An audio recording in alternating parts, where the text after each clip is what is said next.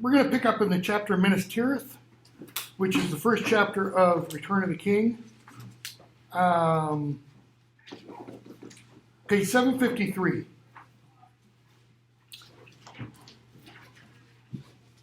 Gandalf and Pippin have made their way to Minas Tirith, and they're getting ready to meet with Denethor, Steward of Gondor, father of Boromir, father of Faramir.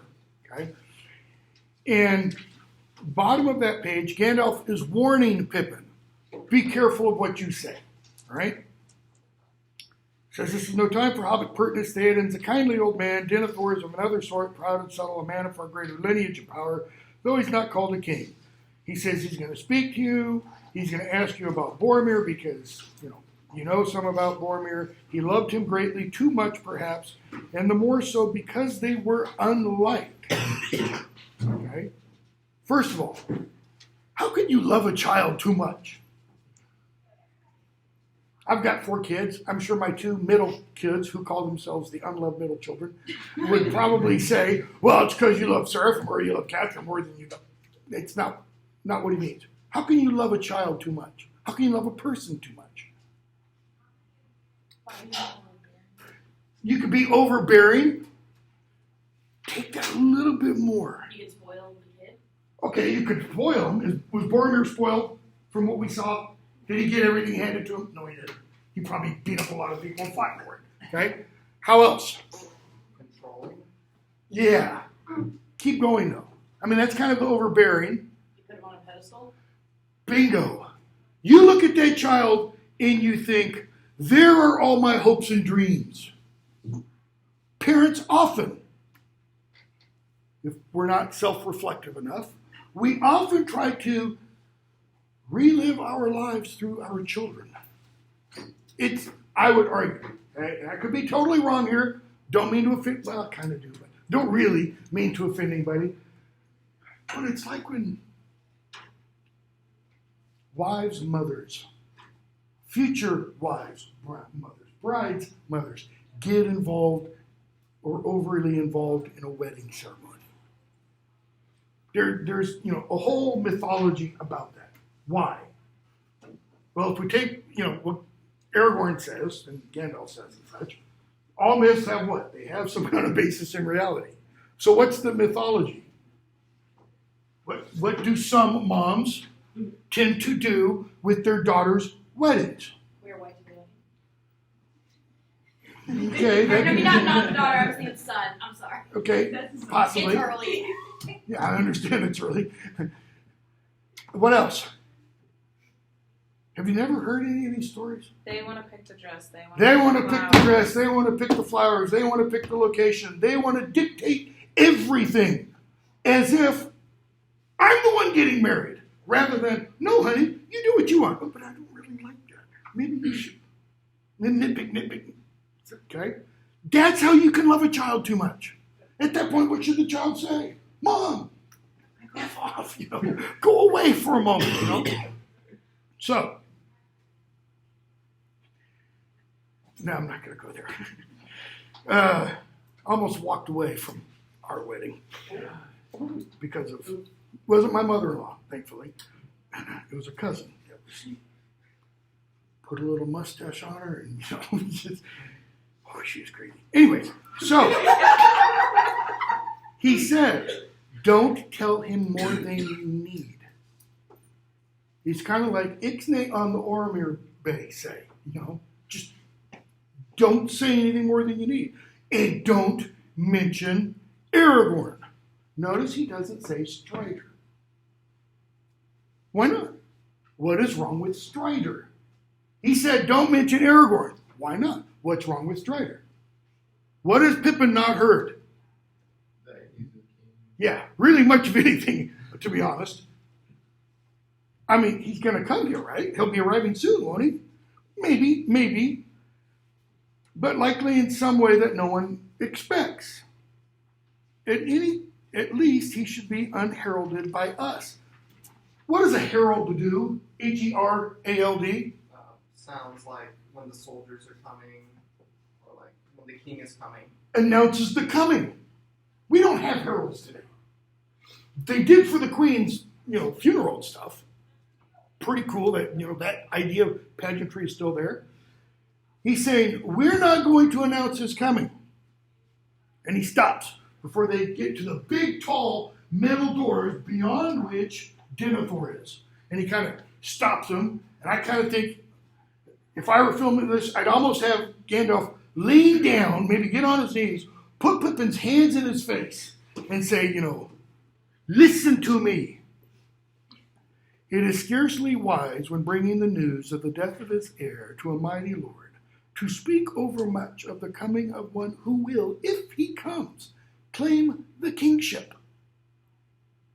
Big, long way of saying what?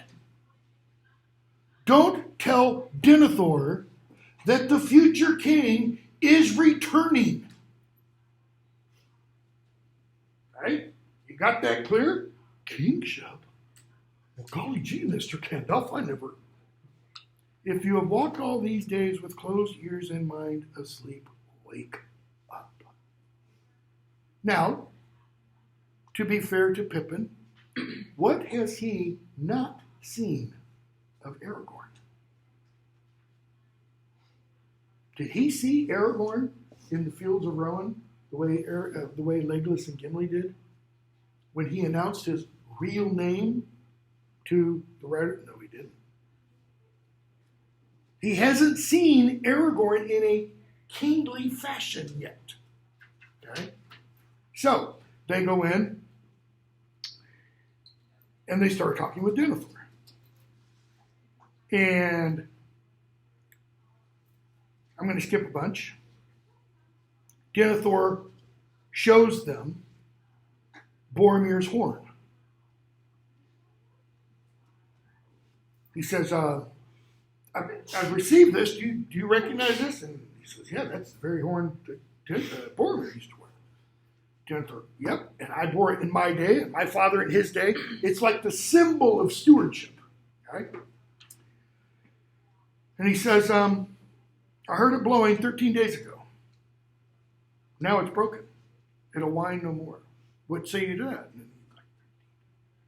Yep, that's when I stood beside him and he blew the horn as orcs were attacking. You were there. So you were standing beside Boromir,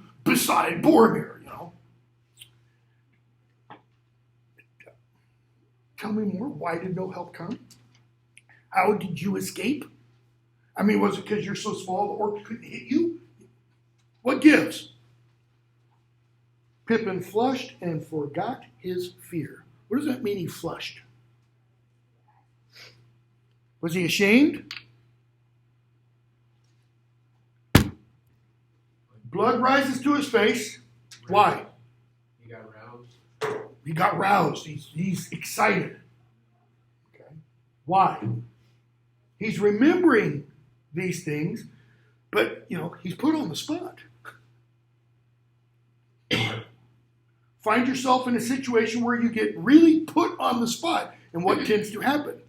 That kind of fight or flight mentality kicks in. And if you don't flight, okay, you get tense. You start to turn red. The mightiest man may be slain by one arrow. Boromir was pierced by lots. He said, last time I saw him, he was pulling an arrow out of his side. Still alive is what that means. He says, I swooned and was made captive. He died to save us. And then Pippin looks him in the eye, we're told, and pride stirred strangely within him, still stung by the scorn and suspicion. Notice the narrator's taking us in Pippin's mind. Pippin felt scorn and suspicion from Denethor. How did you live and Boromir died? There has to be something wrong here. And Pippin says, little service no doubt will so great a lord of men think to find in a hobbit a halfling from the northern shire, yet such as it is I will offer it in payment of my debt. And he pulls aside his cloak and he pulls out his little sword, dagger, and he puts it at Denethor's feet. Denethor smiles, says, give me the weapon. Pippin gives it to him. Denethor says, this is a blade wrought by our own kindred, that is, the men of Western Essa, thousands of years ago, you know. How'd you get it? Pippin says, it was held by an evil wight, but I'm not going to talk more about that. Why doesn't he want to talk? Does he just not want to tell him about Tom Bombadil? Does he not want to tell him about the ring? Possibly. He probably also doesn't want to remember what happened. Okay. So he says, swear to me now. Gandalf, take the hilt if you are resolved. So Denethor hands him the sword back, holding the sword by the blade. He says, Pippin, take the hilt if you're going to go through with this. Notice Gandalf throws him an out. He throws him a big old lifeline. You don't have to do this. I am. That is, I am resolved. The old man lays the sword along his lap, and Pippin puts his hand to the hilt and says slowly after Denethor, here I swear fealty to and service to Gondor, to the Lord and Steward of the realm, blah, blah, blah, blah, blah. Later on, we're going to see Merry, or did we already? No. Later on, we're going to see Merry swear fealty to Theoden. But it's going to be to Theoden. It's not to the land of Rohan. Here, it's to Gondor and to the Lord and Steward. See, Lord and Steward aren't synonyms. Lord could refer to king. He doesn't just swear his fealty to the steward of Gondor, which would mean if the steward died, his allegiance is gone.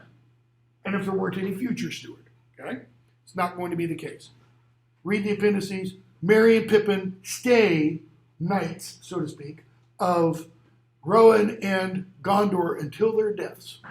And they go down to Rohan and Gondor periodically. It's like their National Guard service. They've got to pull a weekend, duty, so to speak. Okay? So he makes the pledge, and Denethor says, here's my first command. Tell me everything you can. Just sit and talk. Okay? So, he says to Gandalf, maybe we can speak again at the end of the day. That's his way of saying, go away. Let me talk to the midget. You just, Gandalf, and earlier it is to be hoped. I've not ridden hither from Isengard 150 leagues with the speed of wind only to bring you one small warrior, however courteous. I mean, way to go, Pippin. Is it not to you that Theoden has fought a great battle and that Isengard is overthrown and that I have broken the staff of Saruman? It's like, hello, Saruman's no longer a wizard.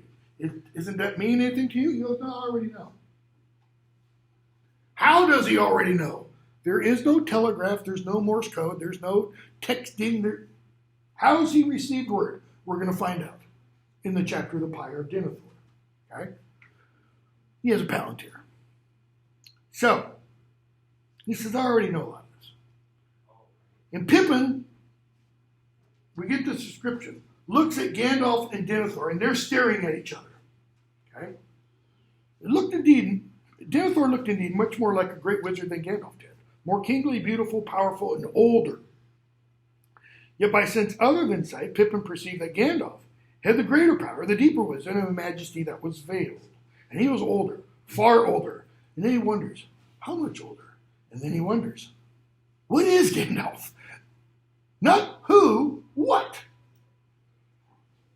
In what far off time and place did he come into the world? And when would he leave it?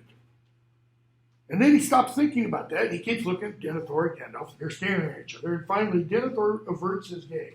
Why? This is like a game of chicken. I don't know if you ever played chicken, bicycles and you're a kid. It's stupid. I'm on one bike, friends on another bike, and we ride as fast as we can, right at each other. And whoever turns aside loses, or is the smarter of the two, kind of a thing. If you get really stupid, you do it in cars. 50 highway, 60 miles an hour. Yeah, really stupid. Okay? Never did that. Denethor averts his gaze. Why? He doesn't have the strength. This is a contest of wills. Where has Gandalf been and back? Through death and fire. He's like, really? You want to do this? I could do this all day. He's the Steve Rogers of, staring somebody down. I could just, let's go. So, Pippin tells him his long tale. Okay? 7:58. They finish. Denethor says, Lord Mithrandir, calling Gandalf by his elvish name, you can come and go as you please. Whenever you want to see me, door's always open. Okay? Let your wrath, top of 7:58, and an old man's folly run off, and then return to my comfort. I know you're angry at me because of my foolishness by listening to him, but let that go and come back and comfort me. Folly? Foolishness? Nay. When you are a dotard, you will die. And that's kind of like a prophecy. It's a bit of foreshadowing. Okay? You can use even your grief as a cloak. Do you think that I do not understand your purpose and questioning for an hour, the one who knows the least while I sit by? Now that probably went whoosh, right over Pippin's head. Because what did Gandalf just say? He doesn't know squat. I know everything. If you understand it, then be content. Pride would be folly that disdained help and counsel at need. But you deal out such gifts according to your own designs. You give out words of advice and help. When?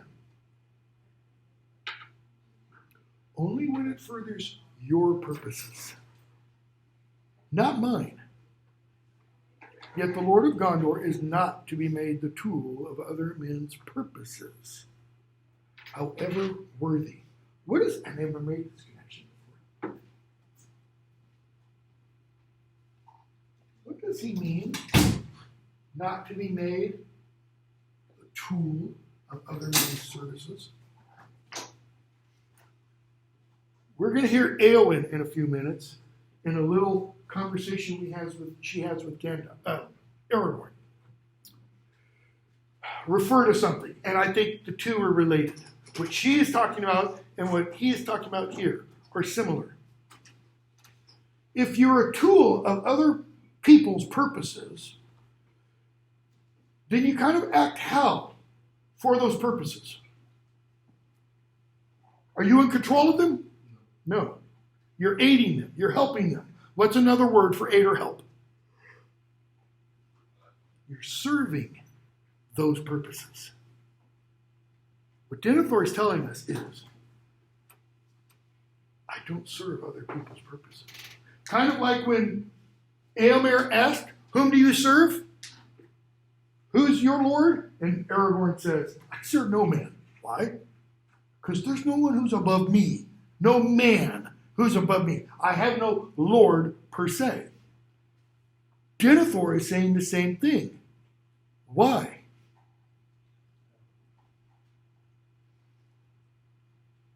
He's steward. There's no king. There is no king above him that he knows of. And Aragorn is not king yet. Could Aragorn just walk in and say, Denethor, I command you? No, he couldn't.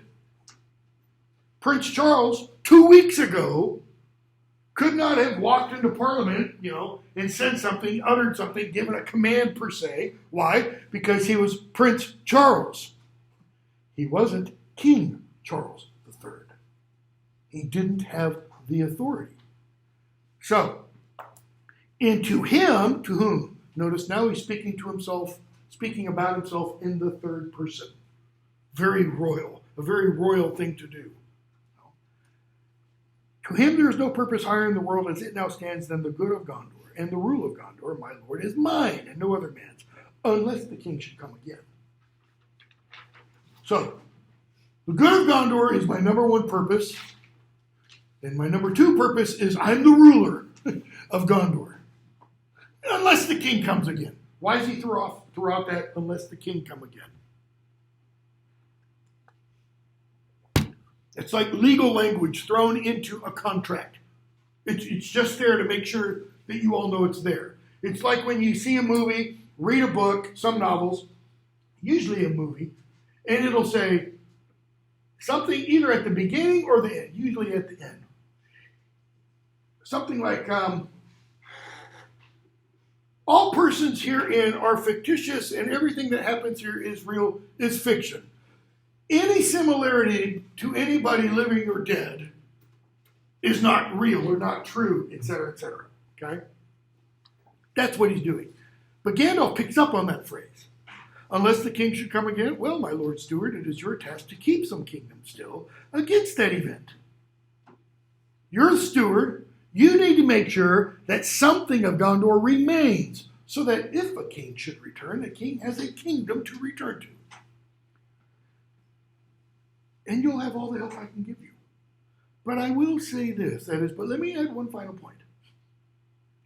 The rule of no realm is mine, neither of Gondor nor any other, great or small. Why does he say that?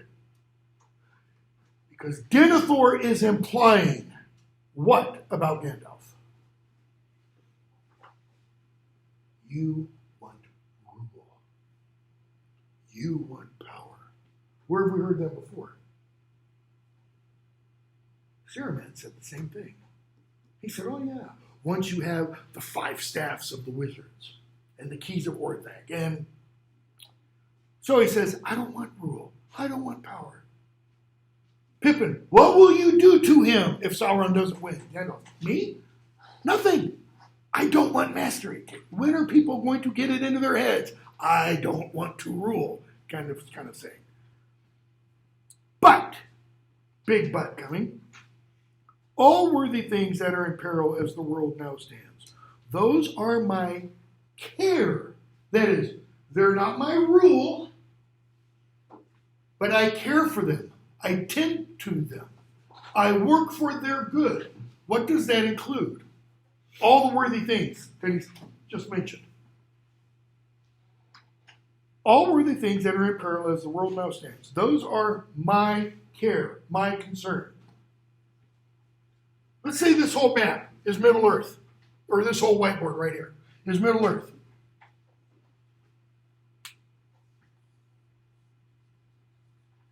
That's Gondor. Denethor, this is your rule. This is your care and concern. And Gandalf says, mine, it's everything. That does include Gondor. Don't talk to me about being a steward. I'm a steward of everything. What does a steward do? What is a steward's job? It's not like vice president. Totally different. Why? Because the vice president, if you go and look at the Constitution, the vice president has really no job duties. Yeah, okay. At the reading of the electoral college when the votes are read, they merely read the votes. That's it. What else does the vice president do? All kinds of stuff now. Go to funerals, do this, do that. None of those are required. The vice president occurs for one reason and one reason only. If the president dies, somebody can step into the job. That's it. Okay? A steward, however, is someone who is put in control, in command, in place of the person who has control and command. Is doing that ruling for that person. So they represent that person. Gandalf says, I'm a steward too. Who is he stewarding for? What does he tell the Balrog? I am a servant of the secret fire. And I suggested that the secret fire is the presence of Iluvatar. Now, does that mean he's there stewarding in Iluvatar's position? I don't think so. I don't think sends him directly there.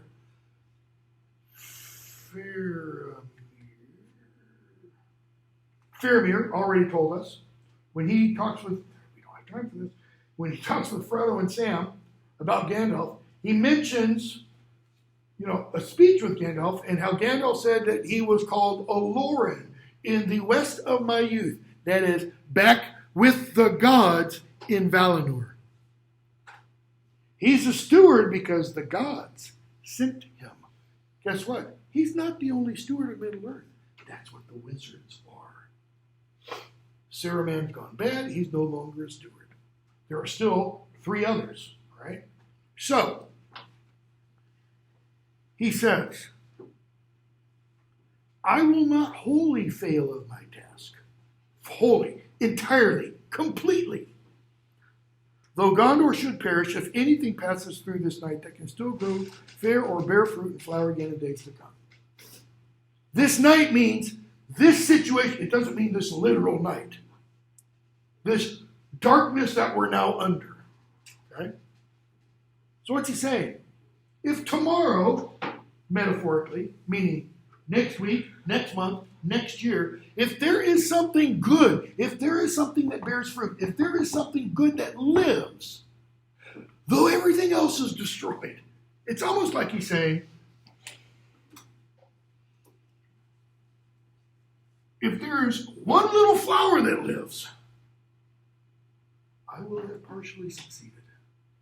And everything else is death and destruction. Okay? For I also am a steward. And walks out. So, he and Pippin talk, Gandalf and Pippin talk quite a bit. And we're going to skip a bunch. Pippin meets Baragon and his son Baragil. He gets, dressed in the livery of Minas Tirith and such. The uniform, if you're not familiar with the term livery.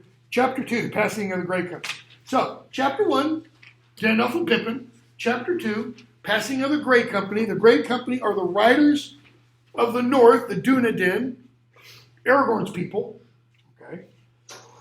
And Legolas and Gimli. Okay. So what happens in the Passing of the Grey Company? Page 775. One of the riders comes down, and there's Elrohir. Okay? Elrohir, son of Elrond.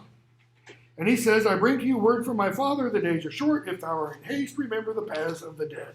Aragorn's like, the days have got to be really short before I take that path. Okay? And something is given to him, made by Arwen, and he's like, okay, now I know what I got to do. 777. Skipping a bit. So the riders of Rohan are mustering.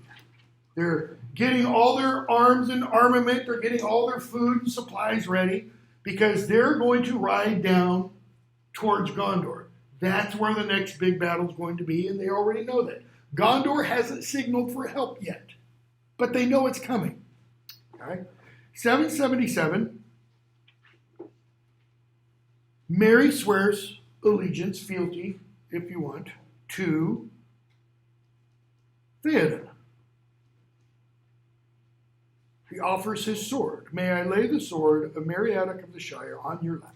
Receive my service if you will. He says, gladly will I take it. Rise now, Meriadoc, Esquire of Rohan of the household of Medusel. Take your sword, bear it under good fortune, blah, blah, blah. As a father you will be to me. Now, we're going to find out later. Why did Theoden accept Merry's sword? Anybody know? For his safety. Because you're a little short guy, and I'm just trying to keep you safe. He's treating him like a 5-year-old, in other words. I don't really want your sword. You're a midget. What are you going to do in battle? We're big men. We're on big horses. You can't ride the big horse by yourself, right?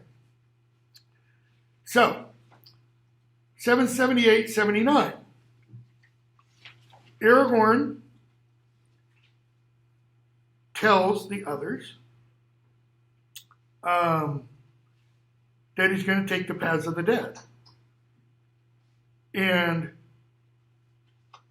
Theoden says, the paths of the dead. Notice it's not a question, it's an exclamation. Like, what the hell? Why do you speak of them? If there is truth in such paths, their gate is in Dunharrow. No living man may pass. Aylmer, Aragorn, my friend, I'm not going with you. It's suicide. Okay? That's why it's called Paths of the Dead. The dead live, notice the paradox. The dead live there.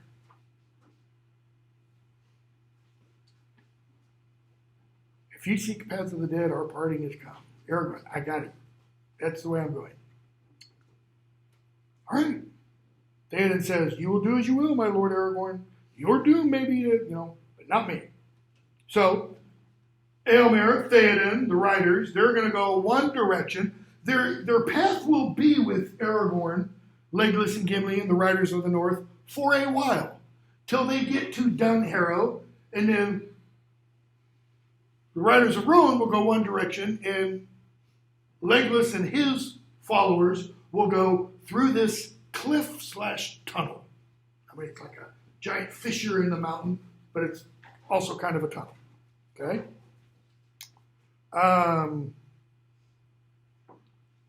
Let's see here.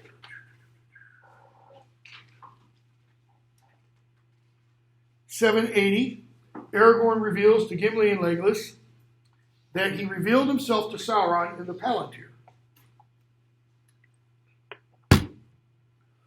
Gimli says, "You've looked in that accursed stone of wizardry? Did you say aught to him? Even Gandalf feared that encounter." Aragorn, you forget to whom you speak. Notice, he said sternly. What does he mean? Shut up, Gimli. What's that you forget to whom you speak? I am the king. Or I am the future king. I had the right to do this, he says. And notice his eyes glinted. There's that word again. There's anger. There's, I proclaim my title openly before the doors of Aedoras. Nay, nay, Gimli, he said, my friends, I'm the lawful master of the stone. I had both the right and the strength to use it, or so I thought. Did he have the strength? It was a bitter struggle, and the weariness is slow to pass. I spoke no word to him, and in the end I wrenched the stone to my own will. I looked in the stone, and when I looked in the stone, there was Sauron looking at his stone, and he said, it was a long struggle, but in the end, I made Sauron see what I wanted Sauron to see.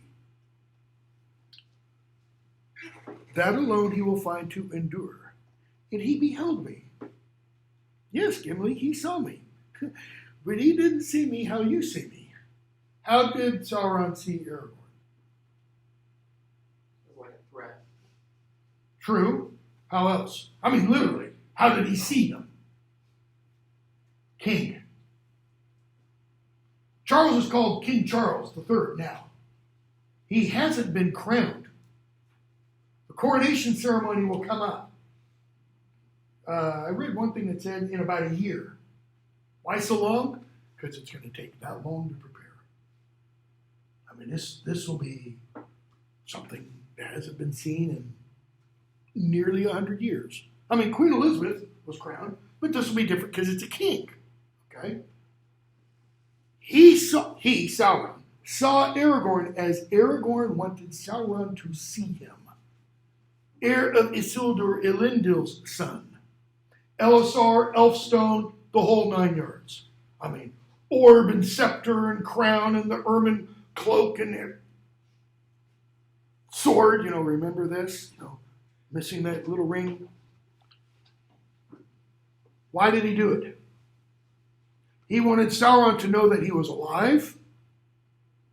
He wanted Sauron to know that the sword that was broken is remade. And he wanted Sauron to do what as a result of that? To act rashly. He wanted to draw Sauron out. He wanted to draw his attention away from down here. Okay? Does Aragorn know that Frodo has been seen by Faramir? No, he doesn't. But he knows Frodo is heading towards towards Mordor. Okay? So, they take the paths of the dead, but before they do, 783. Anyone comes up. I'm trying to get us to, believe it or not, the end of this book. We'll see if we can do it. The end of book 5, sorry. Anyone comes up. And let's see here.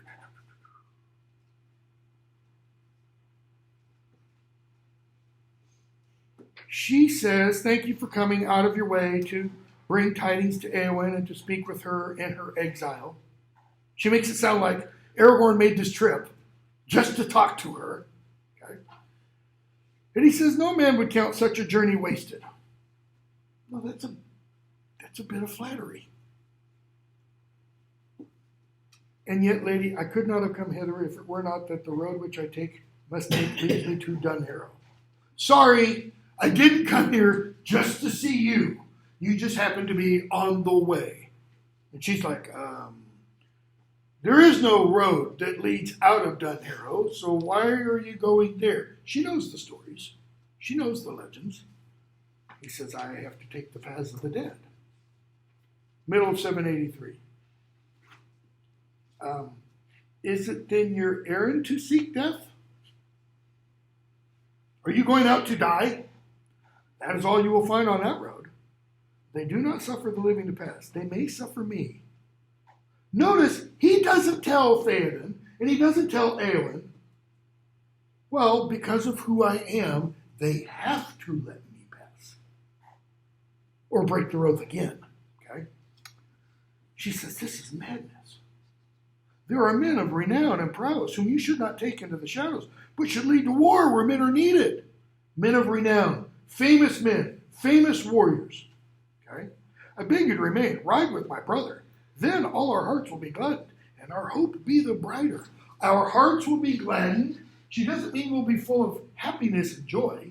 She means you will literally what the word means. Encourage us. Courage. Courage. It means to be made brave. Inside. It means to make it grow. Cour, the root of it, is heart. To increase the heart.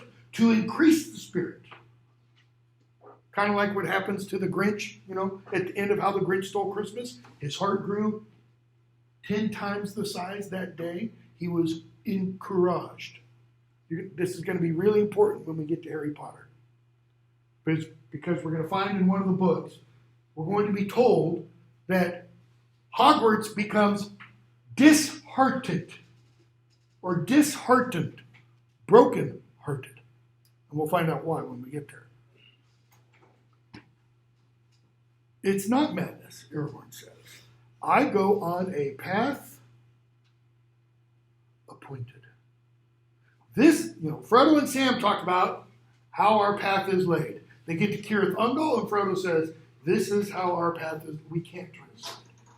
Aragorn saying, I have to go this way. Okay? But those who follow me do so of their own free will. See, I'm talking about stuff I talked to my previous class Tuesday. I'm behind with you guys. I've mentioned this poem before, the Battle of Malden, about a battle that occurred at Malden in the year 991, led by a guy named Byrhtnoth, who foolishly allowed the Vikings to come over to the island they were on, and they all got slaughtered. I mean, the English all got slaughtered. Okay? Tolkien wrote an essay about that poem where he said, essentially, Byrhtnoth acted like a damn fool. But his men acted honorably, nobly. Why? Because they weren't the ones who made the decision to let the Vikings over, but they made the decision to fight for their Lord. Not simply a just following orders thing, but to fight for him. He dies early in the battle. They form a shield wall about him. So he's here, and they've got their backs to him. And they're standing shoulder to shoulder. It's a metaphor, but it goes back to ancient Greece, how they fought. And they're standing there with their swords and spears, and they get hacked down all to death. Okay? So he says, my men fight of their own free will. They don't have to come. If they want to stay with the Rohirrim, they may. Notice, who's the last one who kind of agrees to go? It's Gimli. What are they going into? Essentially, a cave. Gimli ought to be the first one to go in there. He likes rocks more than anything else. Well, except for Galadriel's hair, at this point. And he's like, Legolas is like, I'll go. Legolas doesn't like caves. He doesn't like rocks. He likes trees. Legolas, I'll go. And Gimli's like, okay, I'll go too then. Okay? So, next morning, I think it is, or next evening, or same night, Eowyn comes up again to him. 784. Why will you go on this deadly road? I must. Only so can I see any hope of doing my part in the war against Sauron. We're not told what his part is. I'll tell you it right now. What happens when they go through the paths of the dead? They do go through. They make the dead fulfill their oath that was spoken thousands of years ago. So these are disembodied souls that can't go to rest because they broke their promise. What do they do then? The dead ride before them, and they get to the harbor, port, whatever you want to call it, of Pelargir, where there are boats. Okay? And the dead ride before them, and kind of literally scare the hell out of all the troops that are there, so that they abandon the boats and they abandon the harbor. I mean, they run and flee. Aragorn and his men take the boats, and they ride up the Anduin River to go to the outskirts of Minas Tirith. Jumping kind of way ahead, but it's passage we'll talk about. In the Battle of the Pelennor Fields and the Battle of Minas Tirith. Battle of Pelennor Fields. The forces, both the good and the bad forces, see the boats coming up. And they start crying out, the Corsairs of Umbar, the Corsairs of Umbar. Which essentially means we're screwed. This is like, the enemy is coming in force. Think of this, British Navy, out of 18th century, and all of a sudden you have a fleet of boats flying the Jolly Roger. The skull and crossbones, pirates, kind of thing. And what does Aragorn do? He has the flags, the pennants of the Corsairs of Umbar taken down and another one raised. And it's a white flag, it's a flag that has a white tree and a crown and 7 stars above it. What's the symbol? The House of Elendil. Only one person can fly that flag. The King of Gondor. Only one person. Nobody else. That's the flag that Arwen has woven herself for him. Kind of like, all right, Aragorn, now's the time. Show your stuff. That's why he's saying, I've got to go this way. This is the only way I will be able to do what I need to be able to do. Okay? He says, if I had my choice, I'd go up to Rivendell. Why? Because that's where my heart dwells. Arwen. She's silent. She says, oh, Lord, you're stern and resolute. Thus do men win renown. What's meant by renown?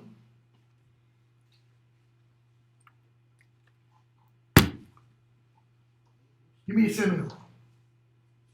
Fame, glory, honor. Okay? You're stern and resolute. You're not gonna waver.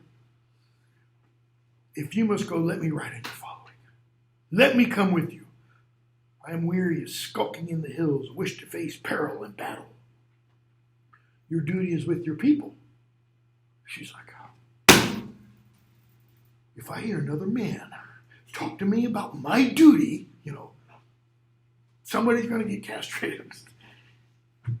Too often have I heard of duty. Am I not of the house of Eorl, a shield maiden, and not a dry nurse? I've I've waited on faltering feet long enough. That's her uncle, Theoden.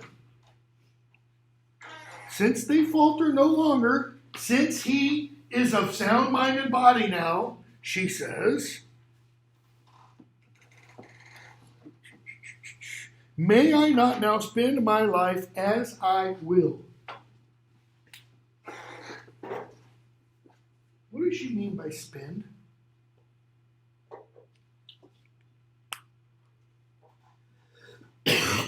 What do you do when you spend money?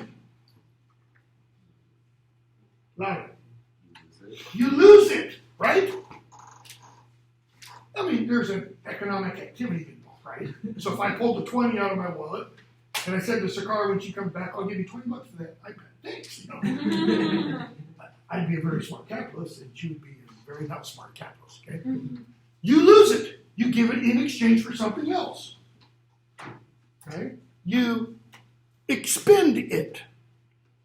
May I not now spend my life, lose my life, give away my life as I will, as I desire, as I wish. Few may do that with honor. What's Aragorn saying? And I think that's also, or I think that's actually an example of what's called Lycoties. Lycoties is an old English poetic technique. It means understatement, severe understatement. So when he says, few may do that with honor, if it's real understatement, he's saying none. None can do what? Throw away one's life with honor. We're going to see someone throw away his life in a few moments. It's not honorable. Okay? But as for you, lady, did you not accept the charge to govern the people until their lord's return? Theoden asked her, will you watch over the old people, the children, the infirm, the wounded, while we go off? She agreed to that. Could she have not agreed to do it? Yeah, she could have. She could have said, no, let somebody else do it. I'm tired of waiting on others. What does she spend her life doing? Where was she when Aragorn, Legolas, Gimli, and Gandalf first came into Aedoras? She was sitting at Theoden's feet. Doing what? Serving him. Why? He was not of sound mind and body at that point. Right? So he says, if you had not been chosen, then some marshal or captain would have been sent in the same place. If you hadn't been chosen, who could have been chosen? Eomer. See, Aragorn couldn't have been chosen, not his responsibility. Eomer could have been chosen, could have been his responsibility. And he, whoever was chosen in your stead, if you decided not to, he could not ride away from his charge were he weary of it or no. Why not? What would that be equivalent to? Louder? Treason. Treason is an active activity against the government. This is a little bit different. In the fairy story essay, when talking about escape, he gives an analogy of the flight of the deserter versus the flight of the prisoner. Prisoner, someone who is imprisoned, wrongly or rightly, is irrelevant. Once you try to escape. If you're a prisoner of war, in World War II, the policy was, if you're captured, you have to try to escape. Get back to your unit. That's different than the flight of the deserter. Because what is the deserter doing? Shirking his or her responsibilities. If your duty is guard duty, and you walk off and abandon that duty, you become a deserter. And what's part of that? You imperil everybody else who you are on guard for. Okay? So he says, if one of the male captains had been put in charge, he wouldn't be able to leave either. He wouldn't be able to say, oh, but I want to go with Aragorn. Win some glory. He'd still be stuck doing what? Wiping the bratty little kid's mouth, if that's what it came to. Shall I always be chosen? It's like, I always get put in charge. Shall I always be left behind when the riders depart to mind the house while they win renown and find food and beds when they return? Notice, what are the riders going off to do? According to her. Win fame. Win glory. While she just sits there and prepares their beds for when they return. So they get to go off and get glory. But I don't get any glory for making sure the beds are made. A time may come soon when none will return. Then there will be need of valor without renown. For none shall remember the deeds that are done in the last defense of your homes. What's he suggesting by that? Which is the greater valor? The valor earned, take that back.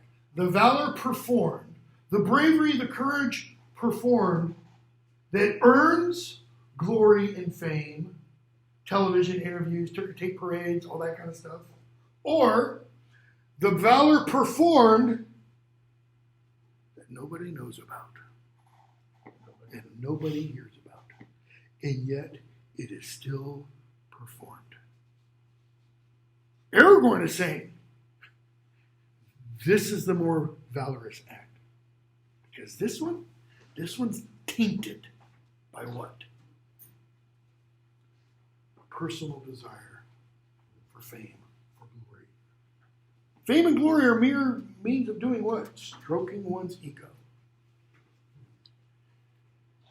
Yet the deeds will not be less valiant because they are unpraised.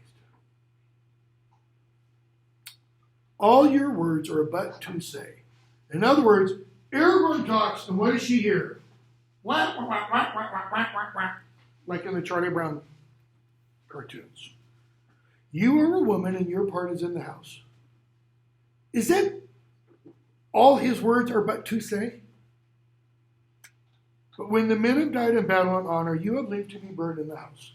When the men have died, notice, again, in battle and honor, and they died earning honor, it doesn't matter what happens to you. What's that tell us about her mindset? I'm not talking about, feminism, patriarchal, none of that stuff. Right? If you want to read it that way, fine. What do her words betray about how she's thinking about life? If there's no glory, what? Life ain't worth living. Period. There's a reason why she thinks that way. She is one of the Rohirrim. They are based on the Anglo-Saxons. Glory in battle. For the pre-Christian Anglo-Saxons and Germanic peoples, glory in battle was everything. Once you died, you were dead. Period. All that mattered was that people knew you lived. How did they know you lived? If you earned fame and glory in battle. That's it. Okay? But I am the house of the house of Eorl and not a serving woman. It's not my job to wait upon tables. It's not my job to clean up after children at the mealtime. It's not my job to make beds. It's not my job to, what are all those examples of?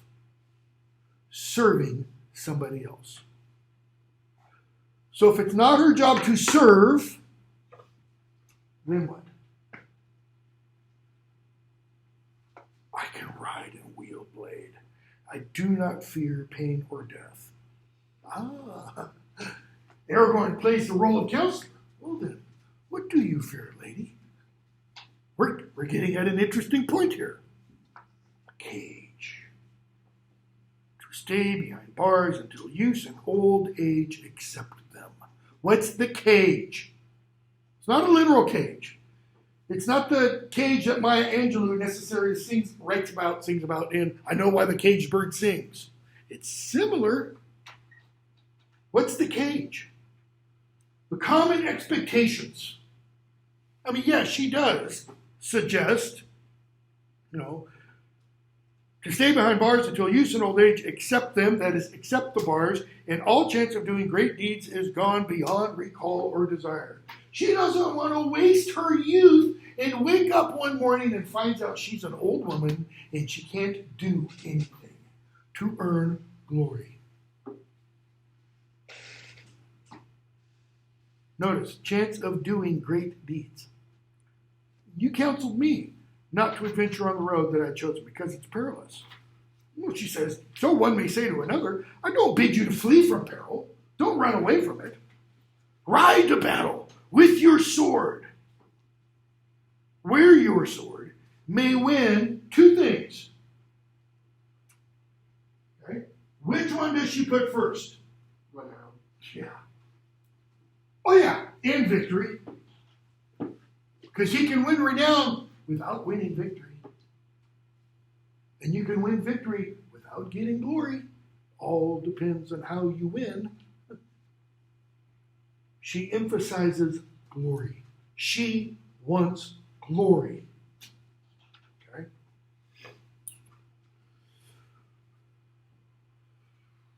What? Trying to think how to put this.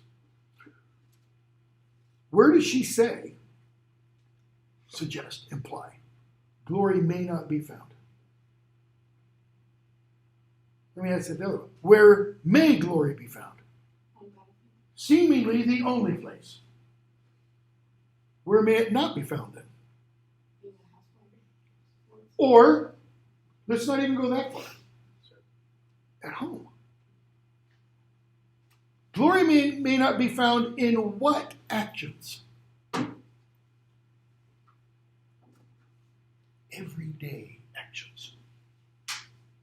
That is, doing the things one needs to do every day just to live. Glory may not be found in one's job, one's occupation. You use her words to be a serving woman. There's no glory in that. I think Tolkien is asking us to say, really? Is there no glory to be found in what you do in your daily life? This is all, I think, part of the recovery attitude that he's getting at in that fairy story essay. That I imagine all of you have jobs. Okay? I'm going to use a French word, and then I'll use an English word. You can do your job shittily. It's actually Germanic, Old English. Or you can do your job, what? Well. I imagine some of you think, I hate my job. I hate the people I work for.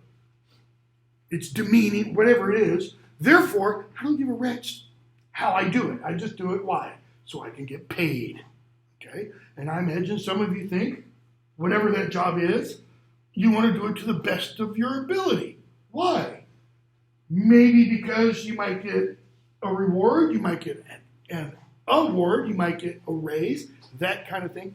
But that second one also implies the attitude of, what's the phrase? Anything worth doing is worth doing well, kind of a thing. I think Tolkien's drawing that in. We're going to see a passage later on that ties into this, that deals with Denethor. Okay? So, Aragorn says, she says, I would not say a thing that is high and excellent cast away needlessly. And I think she's going, you are high and excellent. I mean, what do we find out a little bit later on in the chapter of the Houses of Healing? Aragorn says Eowyn had a problem long before she killed the Dark Rider, the Black Rider. And Faramir says, Eomer says, well, I don't really know what you're talking about. I hold you blameless, Lord. But he says, I didn't notice her heart being frozen until she saw you. But it's not your fault. Why? It's just kind of the fact that you merely exist, Aragorn. And you came into her sphere of influence, that she was just bowled over, so to speak. All right? I would not see a thing that is high and excellent cast away needlessly. Neither would I. Stay.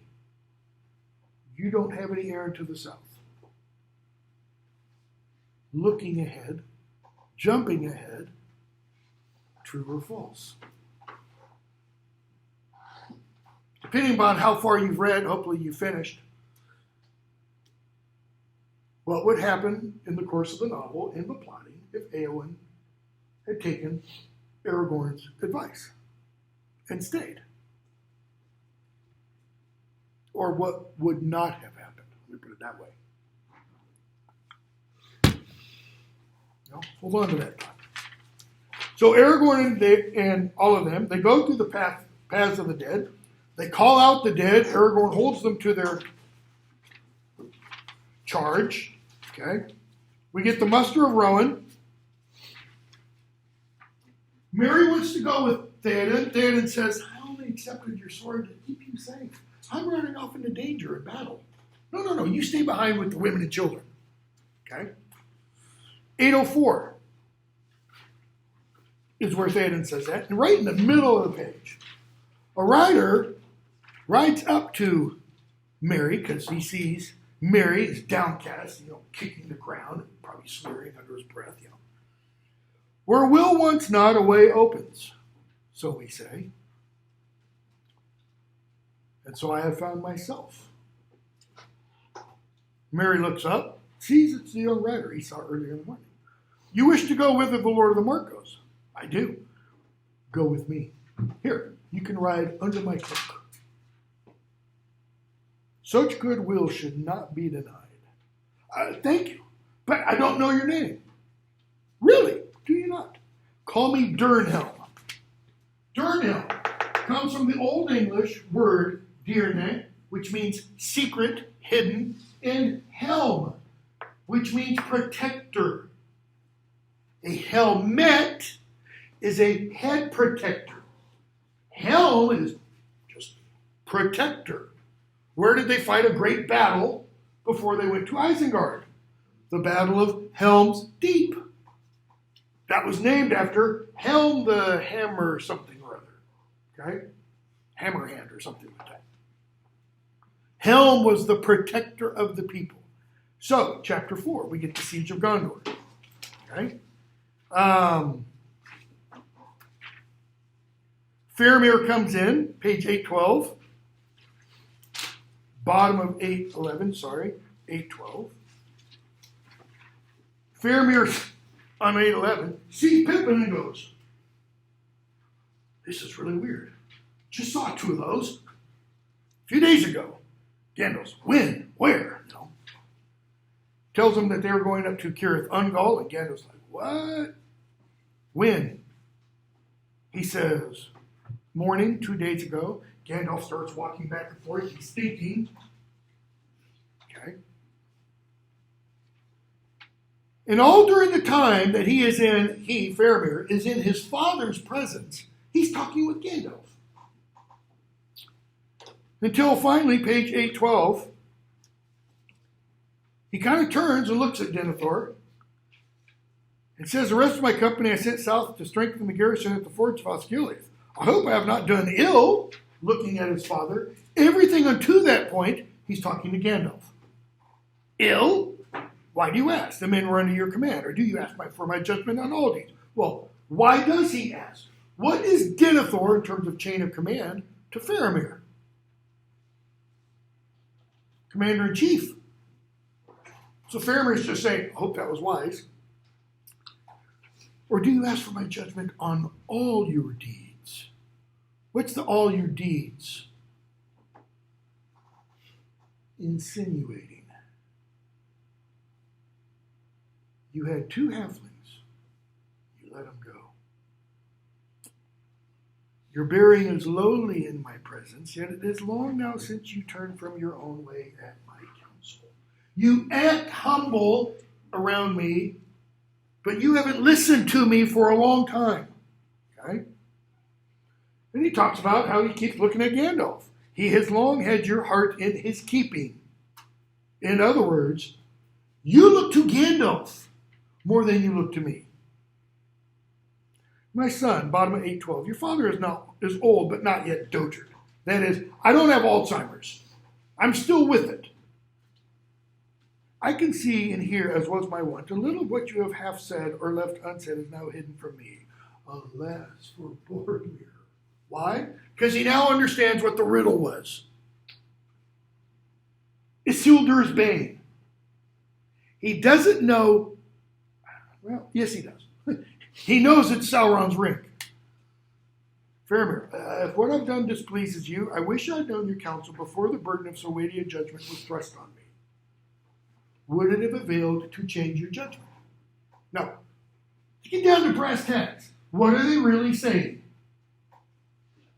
I wish I had known before that if I came in the presence of Sauron's ring, the one ring of power, the ring that would bring us total victory, I wish I had known before that you wanted me to bring that to you.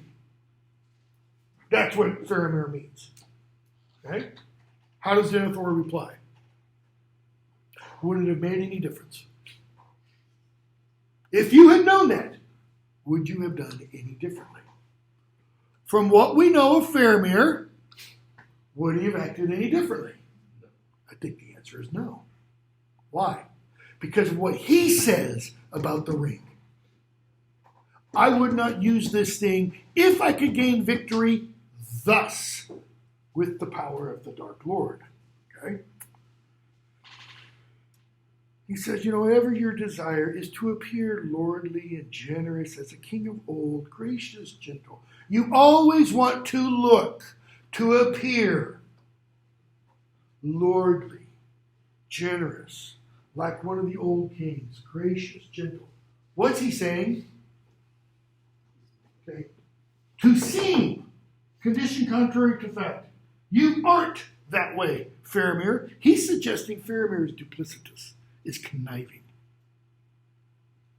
Suggesting it. He's not stating it.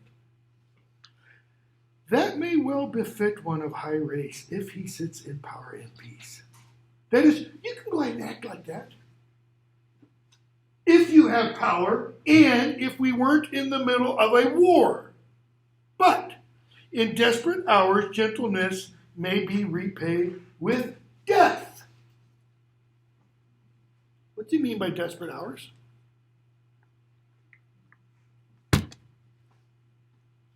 Title of the chapter, The Siege of Gondor. This is their World War II. Okay? All hell is about to break loose. Let me give you an example. Applicability, real world. Any of you hear anything about, see anything about Putin's wonderful little speech that he gave the other day? Yeah. What did he say? Basically, he said that they were going to do a draft in Russia, and now everybody's freaking out trying to get out of the country. Oh, you've read more than most people have. Yeah. Raising up 300,000 men hasn't happened since World War II. Okay? They're going to annex parts of the Ukraine because once they're annexed, then any attacks against those properties is an attack on Mother Russia. If it's an attack on Mother Russia, second part of his speech, everybody know what he said? Nuclear weapons wouldn't be out of question or something like that. it wasn't only that they won't be out of the question, they will be in the question. He said, we have nukes, we have tactical nukes, and I will use them. He said, I will use them. I am not bluffing. Desperate hours. Why? Because he's getting his, whooped by the Ukrainians. Little bit of side history, just for a moment. We don't have time to put down. Kiev, historically, is the ancient heart of Russia, of the Rus. Putin's not lying about that part. Moscow was like Woodbury to Washington, D.C. Kiev was Washington, D.C. 1,000 years ago for the ancient Rus. So, I mean, there's a lot of historical stuff. In the United States, State Department is totally oblivious to. Okay? So there's an awful lot going on. So now go back to this. Why did Putin throw the nukes out? Why did he throw that into the equation? That's kind of like Denethor going, and if we had the ring, we wouldn't be in a problem. Reverse the situation. So Putin's Sauron, Zelensky is Denethor. How do you counter that kind of threat? Well, let's say we had some other weapon that, what's the word I want? Not ameliorates, neutralizes nukes. Like he had a massive, all he had to do was press a button. Massive EMP, just makes them all inert. And he's like, oh, if I had that. But it was made by the quote-unquote enemy. Okay? That's the situation Denethor finds himself in. He's thinking, this could be our ace. I wasn't going to use it. No, nobody be that dumb. Really? So, Faramir, so be it. That is, you're right. So be it. But not with your death only, Lord Faramir. He's saying, you've got a duty to your people. You can't go out and spend your life, to quote Eowyn. You've got a duty to your people. But it won't be your death only. That'll happen because you didn't bring this thing to me. It'll the death of your father and of all your people and Boromir. If you had brought it, we could all live. A little bit of guilt manipulation, right? Little bit. What's he throwing on Faramir's shoulders? You might be responsible for the end of Gondor. Little bit of manipulation. All right? So you wish that our places had been exchanged? You wish that I was dead and Boromir was alive? Yes. Put yourself in that situation. Put yourself in Faramir's shoes. Your father just said, I wish you were dead and your brother was alive.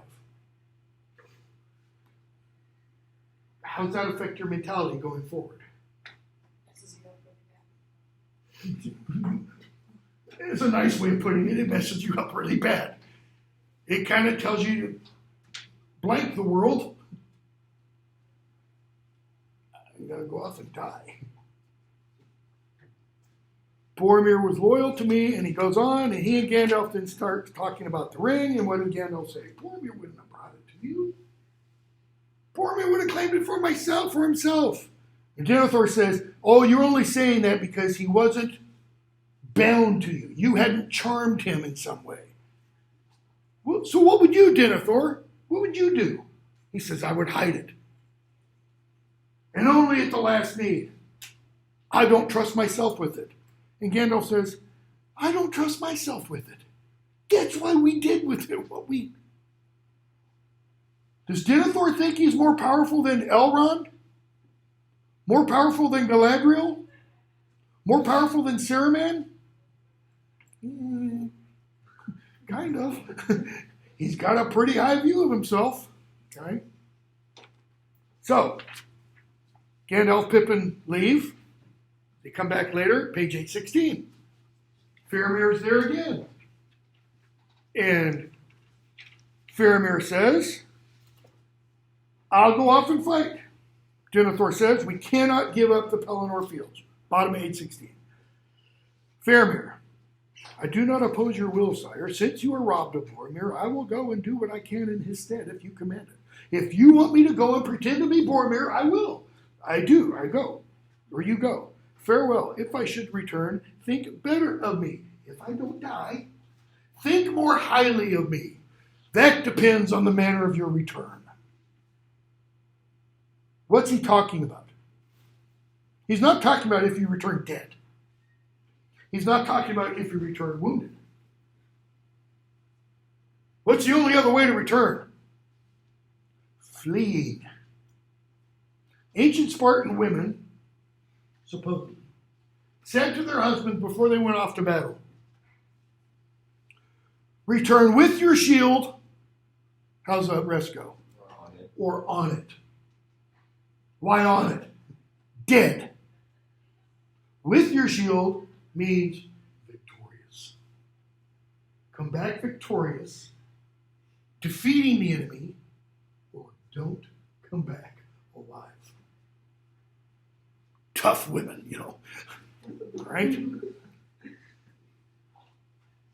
Gandalf says, do not throw your life away rashly or in bitterness. Notice, don't throw it away. What did Aragorn say to Eowyn? You cannot spend your life in honor. Okay? Your father loves you. He'll remember it before the end. All right? So, the Nod School come. Minas Tirith is attacked. The first level of the city is built on 7 levels. Okay? The lowest level of the city is all in flames. Denethor hears that the men are fleeing from that first level. Page 825. He says, why fly? That is, why leave? You're all going to die anyways. Better to die sooner rather than later. Okay? He gives control of the city to Gandalf, while Denethor takes Faramir, who has returned, wounded, comatose, high fever, dying. He takes Faramir and goes up to essentially what's called the houses or the halls of the dead. He goes on his funeral pyre, big old pile of sticks, holding Faramir, and he's getting ready to light the match. He's going to die, and he's going to die with the sun in his arms. Okay? Pippin sees all this, and he runs to get Gandalf because nobody else will help him. End of that chapter, 829. So that's all happening. He hasn't lit the fire yet, but he's close to. And Pippin runs down, and he sees Gandalf. And here's Gandalf standing at the gates of Minas Tirith, flame everywhere, and the gates burst open. First time in history Minas Tirith has ever been breached, telling us the battle is not going well. And in rides the Lord of the Nazgul, the captain of the 9. Who is this guy? The Witch King of Angmar. All right? Riding on what? He's not on a horse. It's essentially a dragon, folks. It's this big, winged steed of sorts, but it's not a horse. Okay? It's like a dragon. And it comes in, and Gandalf sits there on Shadowfax, and says, you cannot enter here. Go back to the abyss prepared for you. Go back, fall into the nothingness that awaits you and your master. And the rider flings back his hood, and there's a crown, and there's flame, but there's no head. And he says, old fool, do you not see death? Do you not know death when you see it? Die now and curse in vain. Kind of cool because the captain of the 9 quotes the book of Job. Specifically, Job's wife. When Job has everything wiped out, all of his kids are dead, all of his possessions are destroyed, and he's sitting there with the 11th century BC version of AIDS. I mean, he's scraping open sores all over his body. His wife says, die now and curse God in vain. And he calls her a foolish old woman. Notice, Gandalf doesn't do anything. He doesn't say anything. He doesn't say, this isn't the city you're looking for. He doesn't pull out his sword or his staff. He just sits there. And what happens? Off in the distance, in the city, we hear something. Why does Tolkien include this stupid little detail? A cock crows. Why? Because a cock knows nothing about war in battle. What's the cock see? The sun's coming up, which indicates it is not all dark here. Like in Edoras, when Gandalf showed that little bit of light, the cock crows because it sees sunlight. Cue the little Orphan Annie song. The sun will come up tomorrow. As long as the sun comes up, what? There's hope. And what's the response? To hear the horns of the riders of ruin.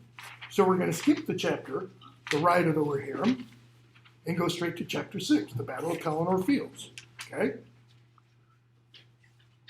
The Lord of the Nazgul leaves the gate, flies out into the Pelennor Fields, instills terror everywhere, because that's just what he does. We don't have any, I can't think of anything in our world that would instill this kind of terror. You know, I don't know, maybe Putin's as ape, you know, what crazy as we think he is, and he pushes a couple buttons, everybody's going to be filled with terror. And he lands, and when he lands, a lot of the riders have fled away, but Theoden's horse jumps and falls, rears up and falls, and crushes Theoden, so that he's mostly dead. Okay? But who's with him? Durnhelm and Merry. Page 841. Durnhelm cries out, "Begone, foul Glimmerlake, Lord of Carrion, leave the dead in peace.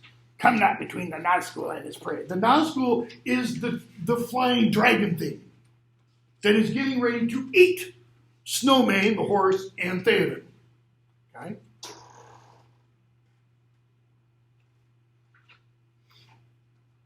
Durnhelm pulls out a sword. "Do what you will, I will hinder it if I may." "Hinder me, thou fool, no living man may hinder me." Surprise! Tolkien gives us it's all the rage for parents apparently today. Personally, I think it's ridiculous. The gender reveal party. We get the gender reveal party. Because Eowyn pulls off her costume and says, "No living man am I." So, was the prophecy about no living man may do, was that the generic, non-gendered, human-type person thing? Or was it very gender-specific? "You look upon a woman, Eowyn I am, Eowyn's daughter, you stand between me and my lord of kin, begone if you be not deathless, blah, blah, blah." Okay. This right here, very, very quickly. Anglo-Saxon scholar, a scholar of Anglo-Saxon, named C.L. Wren, in a book called Study of Old English. Notice what I just did there. I'm not plagiarizing. I'm giving him credit. In this book, had this chapter about this, the fourfold Germanic ethic. That is, how the Germanic peoples, back in the old Germanic times, acted and behaved. 4 parts to it. Duty to your lord, duty to your kin, duty to avenge your lord or kin, and trust or reliance in weird. It's the word from which we get modern English, weird. Like that's odd or strange. No, it's not odd or strange. It's just what will be. That's what weird means, okay? So, you have to do what your Lord says. You have a responsibility to your family. And if somebody does something to your Lord or your family, you have a duty to avenge that person. What did she just say? Lord kin, you're not, you do something, I'm going to kill you. Okay? And we're told the ring wraith was as if in sudden doubt. And I think that's because he's going back to the prophecy in his mind and thinking, damn, did that refer to a man? Or are women not included there? Because if women aren't included there, she's a woman. And what happens at that point? Mary sneaks up behind. Well, he strikes her with the mace, breaks her arm. She cuts off the Nazgul's head. Mary strikes him in the back of the knee with his sword. And I don't mean, strikes him like this. He jams that sword into his knee. Okay? He collapses. Why? Because that's that sword that gets the Thank you. It's the sword that Tom Bombadil took out of the barrel that was made specifically to fight this guy and his army. Okay? So that's one wound, makes him fall. And Eowyn, who now has a dead arm, holds her sword like this, and he falls forward onto it. Is her sword some magical woven? No. But she's not a man. So if she had taken Aragorn's advice, what would have happened? She wouldn't be there. Merry wouldn't be there. Theoden would be digested in the guts of the Nazgul at this point. Everything changes. Okay? All right, we'll stop there. I needed it to get farther. We will finish, no matter what, on Tuesday. I've already figured out how we're going to get through the rest of Harry Potter. I'm going to, because we'll have an exam, I'm going to post an exam on Sunday. You'll have a week. You'll have until the following Sunday. So you have until after we finish talking about this on Tuesday. If you want to do it early, have at it. Okay? All right. Have a good weekend. questions on it going to be like from just kind of They'll be from, a lot of them will be from, oh, yeah, I'll also have a quiz just over, didn't even think about it. Return of the King. I'll post it. I'll send an email.